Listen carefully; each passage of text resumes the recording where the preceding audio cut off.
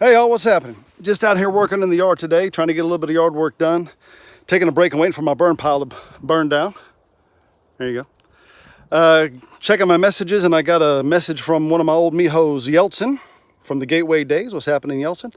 And Yeltsin is asking me about slavery in the South, and was the South going to give up slavery prior to the Civil War? He asked, the question was based on the economic argument, that slavery wasn't really economically viable, that it was a drain on resources, and it was actually counterproductive for the maintenance of the Southern economy. You can make that case. It's not a really good one, but you can make it. The reason why it's not a very good argument is because slavery had less to do with economics by that point than it had to do with the Southern identity and Southern culture. You got to remember, what do people in power want? They want more power. And the Southern planter class had no interest in giving up their social position or their economic clout.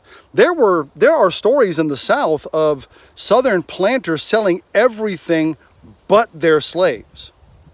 There are stories of plantations in the South that hadn't been profitable for a generation, but they did everything they could to maintain their slave population because that was their status in the community. Their status was measured by the number of slaves that they held. So getting rid of the slaves was it was not a thing that was going to happen. For the cultural impact, the social impact, the ego of the families, I mean, it's a mess. The proof, though, that the South had no interest in surrendering slavery prior to the Civil War is the Southern Constitution.